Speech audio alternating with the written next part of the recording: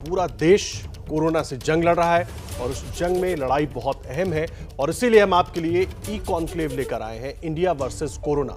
हम किस तरह से इस जंग को लड़ रहे हैं, क्या हमारी तैयारियां हैं, क्या चुनौतियां हैं और आगे के लिए किस तरह से हमें और कमर कसकर तैयार होना है, वो सब हम जानेंगे देश के जाने माने डॉक्टर से। और इस सेशन में हम बात करेंगे, हमारे साथ जुड़ेंगे देश के अलग अलग राज्यों के एम्स के डायरेक्टर्स और डीन, वो डॉक्टर्स जहां पर लाखों पेशेंट्स बहुत भरोसे के साथ उन अस्पतालों में जाते हैं। उनसे जानेंगे चुनौतियां क्या है, निपटने के तरीके क्या है, कोरोना से कैसे बचे ये तो हम जानेंगे ही, लेकिन आगे के लिए और मजबूती के साथ हम कैसे तैयार हो ये भी हम जानेंगे। और इस वक्त हमारे साथ तीनों खास मेहमान जुड़ चुके हैं। डॉक्टर सरमन सिंह हमारे साथ जुड़ गए, भोपाल एम्स के डायरेक्टर हैं आप। डॉक्टर नितिन नागरकर, एम्स रायपुर के डायरेक्टर हैं आप। और डॉक्टर उमेश कुमार भडानी, एम्स पटना के डीन। आप तीनों का बहुत बहुत स्वागत है सर हमारे इस ई कॉन्क्लेव में। और सबसे पहला सवाल सरमन सिंह साहब मैं आपसे करना चाहूंगा, ये जो चुनौती हम देख रहे हैं, एक तो हम इस सेकेंड वेव से लड़ रहे हैं, थर्ड वेव सामने आने वाली है। मैं एम्स सेंट्रिक सवाल करना चाहता हूं क्योंकि एम्स बहुत ट्रस्टेड ब्रांड है देश भर में और आपके राज्य में जितने मरीज होंगे सबकी कोशिश होती होगी, परेशानी हो तो हम एम्स तक पहुंच जाएं तो शायद हम ठीक होकर वापस आ जाएंगे। हमारी क्या तैयारी है सर एम्स के लिहाज से अगर मैं बात करूं, और किस तरह से हम इस जंग को लड़ रहे हैं, सबसे पहले तो ये बताइए।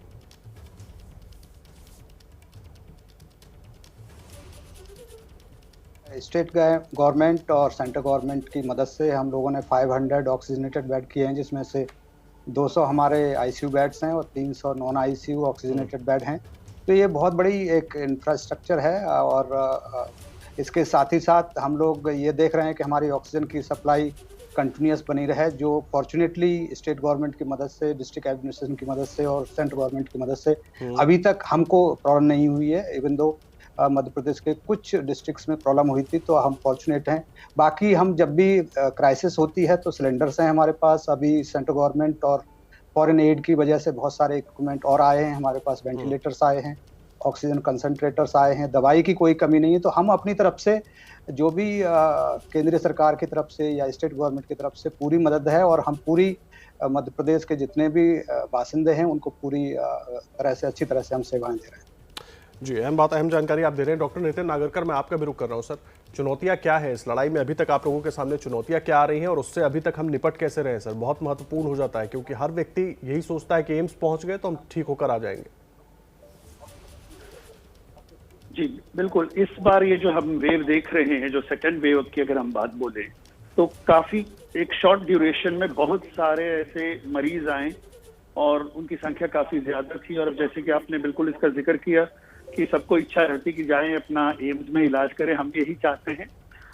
मगर बेस्ट रहता है कि जब इतने बड़े राज्य रहते हैं तो जो पेरिफेरल हॉस्पिटल्स है, जो अन्य व्यवस्थाएं हैं, वो भी संभाले मरीजों को, जो सिक पेशेंट्स हो फिल्टर होकर के हमारे पास आए, जो कि हो भी रहा है ऐसा, जो कोमॉर्बिडिटीज के साथ है, एल्डरली पेशेंट है, जिनको डायबिटीज है, किडनी डिजीज है, जिनको डायलिसिस की भी आवश्यकता है, तो नेचुरल है कि एक रेफरल हॉस्पिटल में ही उनका इलाज बेहतर हो सकता है। तो हमने ऑलमोस्ट 500 बेड्स कोविड के लिए ऑलरेडी अलॉट किए गए हैं, जिसमें मेजॉरिटी ऑक्सीजन सपोर्टेड ही रहते हैं। इसके अलावा बहुत सारे बेड्स के साथ जो वेंटिलेटरी सपोर्ट है, जो स्पेशली ट्रेन्ड स्टाफ की जरूरत है, वो सब हमने करके रखा हुआ है। नेचुरल है कि जब इतने सारे सिक पेशेंट्स इस बार आएंगे तो कुछ पेशेंट्स में मॉर्टेलिटी होगी, लेकिन अभी भी ये अच्छी बात है कि वर्ल्ड फिगर्स के कंपैरिजन में अपनी केस फेटेलिटी रेट कम है, लेकिन अभी इस पर बहुत काम करना बाकी है।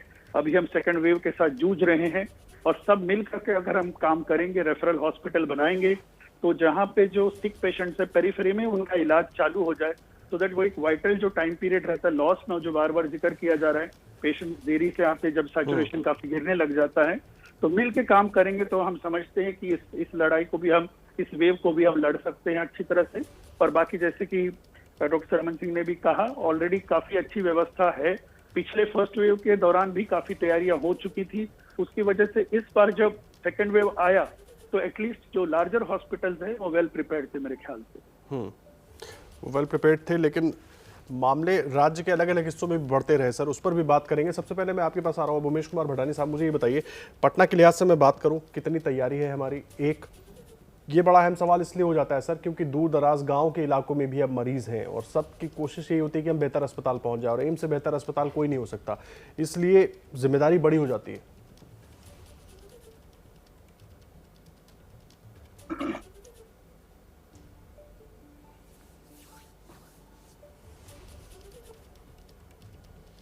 उमेश जी, आप तक मेरी आवाज पहुंच रही है? जी, एबीपी न्यूज को धन्यवाद। जी जी। मैं एम्स पटना के बारे में ही बताना चाहूंगा कि एम्स पटना में पहला वेव और दूसरा वेव दोनों जुड़ा हुआ है। हमने कभी भी हमारे यहाँ हाँ, मेरी आवाज पहुंच रही है? जी जी, अपनी बात पूरी कीजिए सर। हाँ, तो एम्स पटना में कभी भी पहला वेव और दूसरा वेव दोनों से जुड़ा रहा। जब से पिछले साल से शुरुआत हुई, हमारे पास हमेशा कोरोना के मरीज रहे। एक समय ऐसा आया जब केवल 20 मरीज थे। हाँ, जब तक 20 मरीज थे, लेकिन अभी हमारे पास 400 मरीज हैं आज के डेट में एम्स पटना में। और हम न केवल कोविड मरीजों का इलाज कर रहे हैं, बल्कि अन्य मरीजों का भी इलाज चल रहा है और ऑपरेशन चल रहा है। एम्स में 1000 बेड, सारे के सारे बेड पे ऑक्सीजन की सुविधा है एम्स पटना में। और इसके अलावा अभी 400 मरीजों में हमारे पास 60 जो है वो आईसीयू के बेड्स हैं और हर बेड में ऑक्सीजन की व्यवस्था है। हमारे पास करीब 150 वेंटिलेटर हैं, हाई फ्लो नेजल कैनुला की मशीनें हैं, नॉन इन्वेजिव मशीनें हैं। और इसके कारण हम बिहार में एक अच्छा सुविधा देने का प्रयास कर रहे हैं। और सबसे अच्छी बात है कि लोगों का विश्वास भी हमारे साथ जुड़ा हुआ है। हमें सबसे ज्यादा मुश्किल अपने मैन पावर को बनाए रखने में आ रही है, क्योंकि एक समय में 300 से ज्यादा हमारे health man power Covid positive हो जा रहे हैं और उनका अब्सेंस हो जाता है 10 से 15 दिनों का। लेकिन अच्छी बात यह है कि वो स्वस्थ होने के बाद फिर से हमारे पास लौट रहे हैं। इसी तरह से बिहार के अन्य अस्पतालों में भी कोविड की इलाज की सुविधा है। ऑक्सीजन की कमी तो हर जगह है, पूरे भारत में देखी जा रही, उसी तरह से बिहार में भी ऑक्सीजन की कमी है। लेकिन सरकार और अस्पताल इसको किसी तरह से पूरा करने की कोशिश कर रहे हैं और एम्स पटना इसमें काफी बढ़ चढ़ करके भाग ले रहा है। हमारे कोविड मरीजों के सबसे मुश्किल आ रही है कि हम उन सारे मरीजों को बेड नहीं दे पा रहे हैं जितनी अभी आवश्यकता है, लेकिन जितना संभव हो रहा है एम्स पटना सहयोग कर रहा है कोविड मरीजों को एडमिशन देने में, इलाज करने में। और जैसा कि रायपुर के डायरेक्टर साहब ने बताया कि हाँ, कुछ मौतें तो होती हैं, वो इस डिजीज का एक स्वाभाविक प्रक्रिया है, लेकिन फिर भी हम कोशिश करते हैं कि ज्यादा से ज्यादा जानें बचाई जा सके। जी धन्यवाद। ये अच्छी बात आप कह रहे हैं, ज़्यादा से ज़्यादा जानें बताई जा सकें। डॉक्टर सरमन सिंह, मैं आपका रुख कर रहा हूँ सर। मैं ये समझना चाहूँगा, वर्तमान स्थिति जो है शहरों में तो हम मामले लगातार देख रहे थे। अब एम्स भोपाल की हम बात करें तो जो आसपास के लोग हैं, अलग अलग शहरों के लोग हैं, वो तो वहाँ तक पहुँच जा रहे हैं। मैं गाँव की बात कर रहा हूँ सर, क्योंकि अब मामले गाँव में भी देखने को मिल रहे हैं। गाँव में भी दिक्कतें बढ़ गई हैं। कई गाँव में बहुत सारे लोग जिनको बुखार आ रहा है या इस तरह के सिम्टम आ रहे हैं, वो सही इलाज नहीं मिल पा रहा है उनको। ऐसे में एम्स का रोल क्या हो जाता है सर, और कैसे हम उन तक पहुँचने की कोशिश कर रहे हैं या हम इंतजार कर रहे हैं वो हमारे तक पहुँचे तभी हम ट्रीटमेंट कर पाएंगे?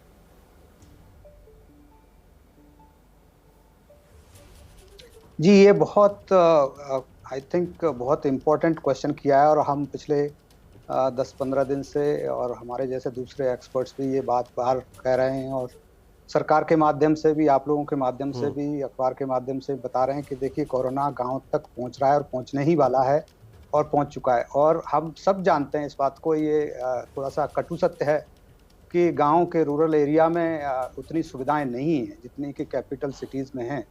और वहाँ पर ये फैक्ट है कि जितना, जैसे डॉक्टर नगरकर ने कहा और हम बार बार सभी हम अभी नहीं, ये हमेशा से कहते आए हैं कि हमारी प्राइमरी सिस्टम है हेल्थ का, वो भी बहुत स्ट्रांग होना चाहिए।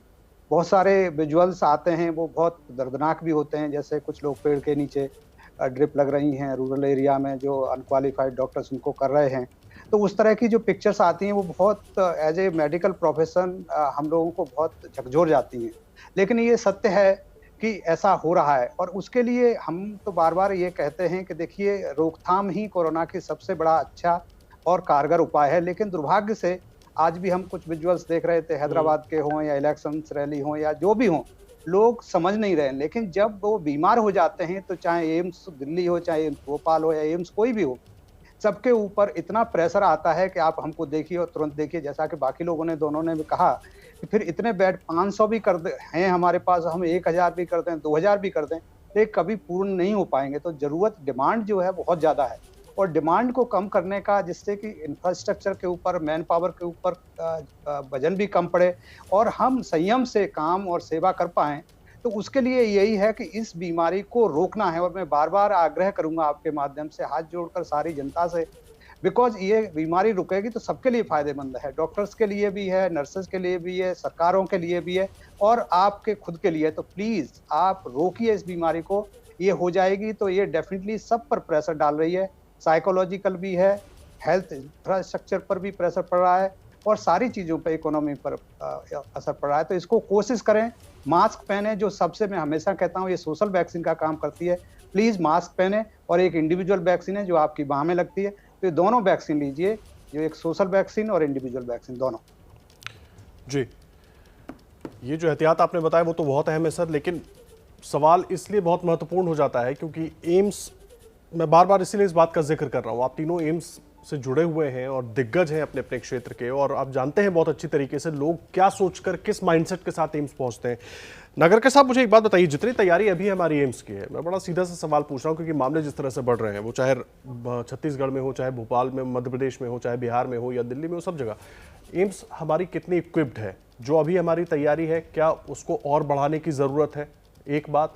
दूसरी बात, ताकि हम गांव के जो पेशेंट्स हैं, गांव के जो मरीज हैं, उनकी भी हेल्प कर पाएं, क्योंकि वहां पर स्थिति बहुत बुरी है सर।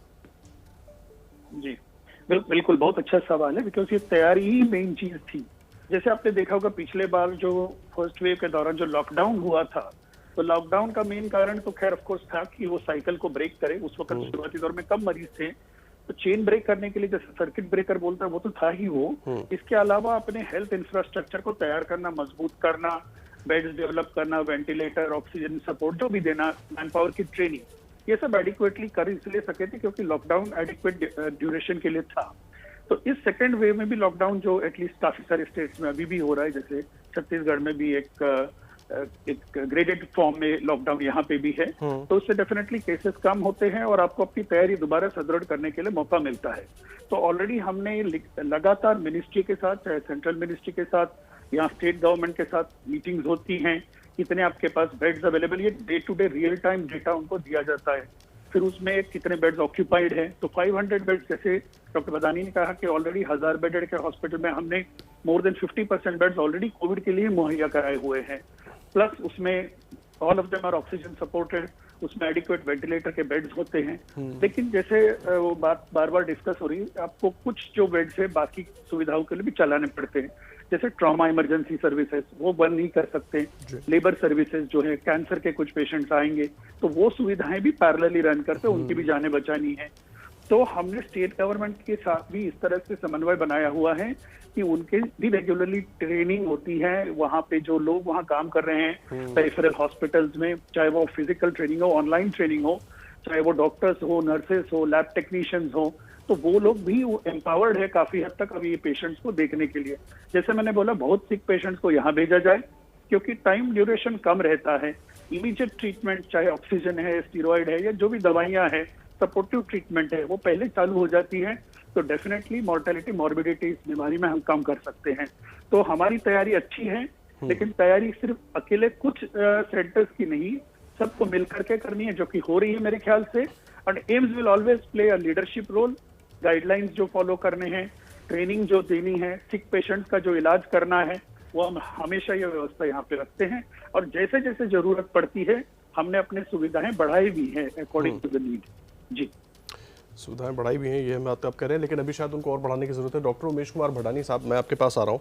मैं बिहार का जिक्र कर लेता हूँ। कोई पेशेंट दरभंगा के किसी गांव में है, कोई पूर्णिया के किसी गांव में है, कोई मोतिहारी के किसी गांव में है, और बिहार में जिस तरह से मामले फैल रहे हैं, क्योंकि बिहार में बाहर से माइग्रेंट होकर भी बहुत सारे लोग पहुंचे हैं, उसके बाद मामले बढ़ते हुए हमने देखे हैं। तो एम्स का रोल इस तरह की चीज़ों से निपटने में क्या है सर? हम ट्रेनिंग के स्तर पर या उनको सीधे तौर पर मदद पहुँचाने के स्तर पर एम्स की तैयारी किस तरह से और रोल क्या है सर?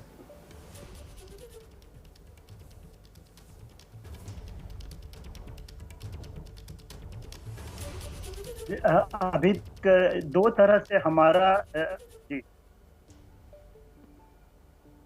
जी हम लोग टर्शियरी केयर टीचिंग इंस्टीट्यूशंस हैं। हम लोग केवल अस्पताल ही नहीं है, हम केवल मरीज का इलाज भी नहीं करते हैं, हम हेल्थ मैन पावर भी तैयार करते हैं, हम ट्रेनिंग देते हैं। इसके अलावा एक बहुत बड़ी सुविधा हमारे एम्स में है टेली मेडिसिन का। जितने मरीज हैं हमारे पास, लगभग आज के समय में हर चिकित्सक 10 से 100 लोगों से फोन पर जुड़ा हुआ है और हम लोग लगातार उनको सलाह दे रहे हैं। तो जो मरीज एम्स तक नहीं पहुंच पाते हैं, हालांकि राज्य सरकार कोशिश कर रही है कि उनके नजदीक के अस्पताल में उन्हें सुविधा मिल जाए, लेकिन अगर किसी कारण नहीं भी मिल पा रहा है या वो पहुंच रहे हैं तो हमारे पास टेलीमेडिसिन की सुविधा है और हम ट्रेनिंग भी दे रहे हैं। हम राज्य सरकार के अन्य चिकित्सा कर्मियों को और अपने यहाँ के लोगों को ऑनलाइन माध्यम से कुछ लोगों को बुला करके भी हम ट्रेनिंग दे रहे हैं। तो एम्स का रोल केवल इलाज करने में ही नहीं, हेल्थ मैन पावर को तैयार करने में भी बहुत है। और जो मरीज पहुंच नहीं पा रहे हैं, हम लोग बहुत लोग को फोन पर बता करके कि कैसे कौन सी दवाई आप कैसे लें, कैसे अपने इसमें मुंह के बल लेट करके सांस लेना भी एक इलाज का हिस्सा है जो लोगों को नहीं मालूम है। तो हम उन लोगों को बताते हैं कि आप लेट के सांस लेते रहें, घबराए नहीं। तो अदर देन ट्रीटमेंट हम ट्रेनिंग में भी बहुत बड़ा रोल अदा कर सकते हैं और एम्स कर भी रहा है। हर जगह का एम्स साथ साथ ट्रेनिंग की भी सुविधा दे रहा है और टेलीमेडिसिन के साथ हम मरीजों को सहायता दे रहे हैं। इसमें एम्स का बहुत बड़ा रोल है। जाहिर सी बात है एम्स का बड़ा रोल है सर, और इसीलिए ये रोल हम डिस्कस भी कर रहे हैं कि चुनौतियां क्या हैं ताकि उनको वक्त रहते हम दूर कर सकें। डॉक्टर सरमन सिंह साहब, अभी हम सेकेंड वेव से जूझ रहे हैं, इस तरह की उम्मीद हम लोगों ने की थी क्या इसकी बीमारी इस तरह से बढ़ जाएगी? पहले तो कोरोना हम देख रहे थे, उसके जो लक्षण थे वो कुछ अलग थे। इस बार जो हम देख रहे हैं उसके लक्षण कुछ अलग ही होते जा रहे हैं, अलग अलग तरह के लक्षण लोगों को आ रहे हैं और पता चल रहा है बाद में बहुत ज़्यादातर लोग लंग्स इन्फेक्टेड हो जा रहा है। हम इस तरह की चीज़ों के लिए तैयार थे क्या सर?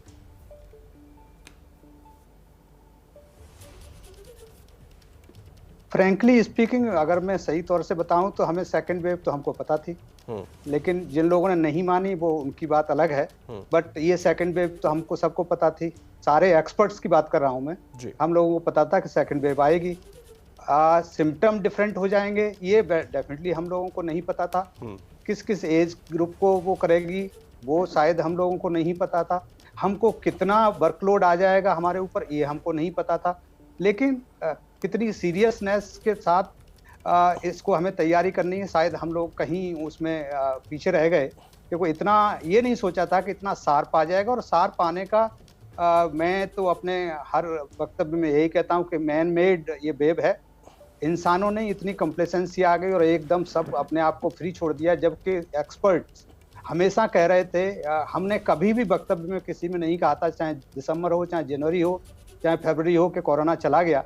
लेकिन लोगों ने मान लिया कि कोरोना चला गया तो बिल्कुल मस्त हो गए सब, एंटरटेनमेंट शुरू हो गए, भीड़ भाड़ हो गई, रैलीज शुरू हो गई, चाहे वो किसी तरह की रैली हो। मैं किसी राजनीतिक से नहीं कह रहा हूँ तो, लेकिन जो हर तरह की रैलीज हो गई तो उसकी वजह से इतना एक्सपोजर जब हो गया तो ये स्पीड तो इसलिए तेज हुई। अगर स्लोली करते तो यही जो वेव है वो थोड़ा सा फ्लैटेंड तरीके से और आगे चलती रहती। लेकिन जिस तरह से हमने अपने आप को झोंक दिया उसमें, जिसको हम कहेंगे दरवाजे खोल दिए बीमारी के लिए, तो उस तरह से ये सारी चीजें हुई। और इसके लिए मेरा मानना है कि पब्लिक ही जिम्मेदार है, और आज भी पब्लिक अभी भी नहीं मानती है। और इसीलिए हम बार बार कहते हैं कि लॉकडाउन ही प्रोबेबली सॉल्यूशन है, बिकॉज शायद हमारे यहाँ अनपढ़ता ज्यादा है तो लोगों में ज्ञान की कमी है, और ज्ञान की कमी के कारण ही इसको प्रिवेंट नहीं कर पा रहे हैं हम।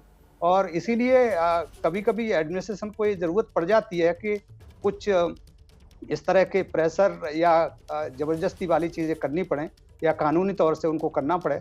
तो मेरा मानना अभी भी है कि जहां जहां लॉकडाउन हुआ है आप सबके सामने है, और ये प्रूव हो गया है कि जहां जहां लॉकडाउन है वहां पर लोग जबरदस्ती उनको घर में रखना पड़ रहा है, जो कि सेल्फ कंटेंट होना चाहिए, अपने आप ही उनको रुकना चाहिए, लेकिन मानते नहीं। माफी के साथ बीच में रोक रहा हूं, और यही सबसे शायद सही तरीका भी है जो आप कह रहे हैं कि अगर आप खुद से घर पर रहेंगे तो ज्यादा सुरक्षित रहेंगे। सरमन सिंह साहब, बहुत अच्छी बात आपने कही। डॉक्टर नागरकर, मैं जल्दी से आ रहा हूं, समय आपके पास कम, मेरे पास कम है, थोड़ा सा एक रिएक्शन आपसे और फिर डॉक्टर भड़ानी साहब के पास में जाऊंगा। बड़ा इंपॉर्टेंट सवाल हो जाता है जो सर ने उठाया, सरमन साहब ने, कि हम तैयार तो थे, एक्सपर्ट्स को तो पता था, लेकिन हमारी तैयारी शायद उतनी सीरियस नहीं हो पाई। अब थर्ड वेव का जिक्र हो रहा है सर, कैसी तैयारी हमें बढ़ानी होगी? और देखिए, बिल्कुल सही है डॉक्टर सरवन सिंह साहब ने एब्सोल्युटली सही कहा कि most of the public health experts had predicted the second wave. इसमें कोई डाउट नहीं है, दुनिया भर सेकेंड वेव देखी गई। जो मोस्ट एडवांस्ड कंट्रीज है यूरोप के, वो सेकेंड वेव थर्ड वेव से भी जूझ रहे हैं। उनके पास सभी व्यवस्थाएं तब भी थी, आज भी उनके यहाँ पे कुछ देश ऐसे जहाँ पे टोटल लॉकडाउन करना पड़ा, बॉर्डर सील किए हुए हैं, क्योंकि ये वायरस इस तरह का है। और ये वायरस म्यूटेट होकर के ये या तो ज्यादा विरुलेंट हो सकता है, कम विरुलेंट हो सकता है। ज्यादा विरुलेंट हो जाएगा तो जो हम देख रहे हैं बहुत शॉर्ट ड्यूरेशन में इतनी ट्रांसमिसिबिलिटी बढ़ी हुई है, और साथ में अगर हमने सतर्कता, जैसे डॉक्टर सरमन सिंह साहब ने बताया कि अगर हमने नहीं बरती तो फिर वो नेचुरल है कि होने ही वाला था। उसी तरह से प्रेडिक्टेड है कि थर्ड फोर्थ वेव इस तरह से आती है, छोटे छोटे और अन्य वेव्स आते हैं। ठीक है। अगर हम पुराना जो पैंडेमिक देखे 100 साल पहले, उसमें भी इसी तरह से हुआ था। तो वायरस बिहेव इस तरह से करता है, जो म्यूटेट होकर वायरस आएगा वो विरुलेंट स्ट्रेन आपको सेकंड थर्ड वेव में हिट कर सकती है। ठीक है। तैयारियां रखें, थर्ड वेव के लिए भी तैयारियां रखें। नहीं भी आएगी तो भी आपका इंफ्रास्ट्रक्चर कभी वेस्ट नहीं जाएगा, हमेशा ही यूज में आएगा। जी, बहुत धन्यवाद आप तीनों का। डॉक्टर भटानी, बहुत माफी के साथ समय नहीं है मेरे पास, अगली बार जब हम जुड़ेंगे जरूर आपसे और बेहतर तरीके से और जानकारियां हम लेंगे। सर, बहुत अच्छी जानकारी आप सभी ने दी, जो बेहद जानना जरूरी है। हमारी तैयारी किस तरह से होनी चाहिए, हम कितने तैयार हैं, और जो लक्षण हैं, जो तरीके हैं, उन पर तो इलाज हो रहा है, लेकिन हमारे रीजनल सेंटर्स पर किस तरह से एम्स इस वक्त सबसे ज्यादा महत्वपूर्ण साबित हो रहा है, वो जानकारी अपने दर्शकों तक पहुंचाने के लिए बहुत धन्यवाद आप सबका।